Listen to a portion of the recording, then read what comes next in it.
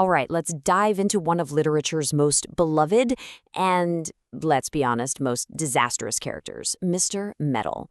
Today, we're going to unpack the hilarious and surprisingly simple formula that makes his chaotic stories absolutely timeless. Come on, we've all been there, right? You've got the best intentions. You see a problem and you think, I've got this. But then, somehow, your brilliant solution just makes everything a million times worse. Well, that exact feeling, that's the heart and soul of every single Mister Meddle story. So who is this little agent of chaos? Mister Meddle is a pixie, and his whole reason for being, it seems, is to go around doing good deeds. The only problem is he never, ever stops to think, and he definitely never waits to be asked. The result? It's always a complete and utter muddle. Okay, so it's really important to get this. Meddle isn't mean. He's not trying to cause trouble. He genuinely, truly wants to be helpful. His big flaw is this total blind spot when it comes to consequences. He sees a problem and immediately jumps to the most bizarre, literal, and just wrong solution you can possibly imagine. This quote just sums it up perfectly, doesn't it? It's the whole tragedy and comedy of his character right there. You kind of feel sorry for the little guy, even as you're watching the train wreck happen in slow motion. You know he's trying, but his best is a guaranteed recipe for chaos. And here's the really cool part. Once you see the pattern in his stories, you can't unsee it. Every single adventure follows this brilliant 4-step formula that builds disaster upon hilarious disaster.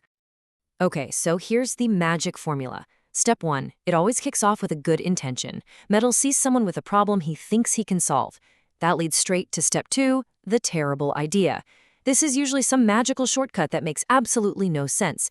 From there, we get step 3, the chaotic escalation, where things spiral wildly out of control, and it all wraps up with step 4, the ironic consequence, where the punishment fits the crime perfectly. To really see how this works, let's dive into one of his most famous messes, the time he tried to help with the laundry. This one is a textbook example. So here we go. Step 1, the good intention. Meddle's Aunt Jemima has a sore back, and she can't do the washing. She's worried they'll miss the fair. Meddle, seeing his chance to be a hero and, get to the fair, announces he'll do the washing for her. So far, so good, right? And here it is, step 2, the terrible idea. He remembers his aunt saying a good lather makes washing easier. So does he just add a bit more soap? No, of course not. That's too simple. He runs off and gets a powerful growing spell to create the biggest, best lather ever seen. I mean, what could possibly go wrong? Welcome to step 3, the chaotic escalation. The spell works a little too well. The lather bubbles up and over the tub. Pretty soon, Meddle's up to his waist in foam. The bubbles pour out of the scullery, they fill the kitchen, and they even seep into the larder, completely covering the dinner pie and pudding in soap. And this is that moment, the one where he realizes his great idea has gone completely off the rails. He can't even get to the laundry anymore because he's literally drowning in his own helpfulness. And just when you think it can't get any worse, in walks Aunt Jemima. She opens the door and is basically hit by a tidal wave of soap. The whole house is buried in his good intention, and as you can imagine, she is not impressed. So this brings us to the grand finale, the last and maybe most satisfying part of the formula, the consequence. Meddle never ever gets away with it. His punishment is always swift, it's always fair, and it's always perfectly tailored to his latest muddle. I mean, just look at the gap between what he wants to do and what actually happens. It's just staggering. He wants to catch mice, but instead the cat eats their dinner and his aunt gets her toe crunched in the trap. He tries to make a pudding but uses glue by mistake. Every single time, his good deed ends in a total, spectacular disaster. And the punishments are always, they're perfect. It's always this kind of poetic justice. A running theme is that Meddle has to directly deal with the chaos he's created, which turns every story into this little, hilarious cautionary tale. And you just can't get a better example than this. After the whole soap bubble fiasco, guess what Meddle gets for dinner? Yep, the pie and the pudding from the larder, both now with a lovely, thick coating of soap.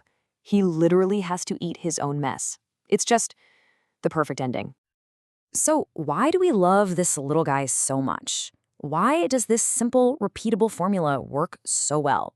every single time. What is it about this predictable chaos that's so appealing?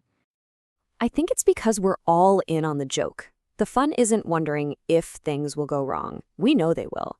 The fun is watching how it all falls apart. We see the terrible idea coming from a mile away, and we get to just sit back and enjoy the ride, knowing it's all going to end in a funny, harmless mess. So when you boil it all down, what are the big takeaways here? Well, first, that a simple, solid formula can be the backbone of comedy that lasts forever. It shows us that we actually relate more to flawed characters than perfect ones. And it reminds us that the huge gap between what we mean to do and what actually happens can be really, really funny. But maybe the biggest lesson of all, good intentions are great, but they don't mean a thing if the results are a soapy disaster. And that really leads to the final thought, doesn't it?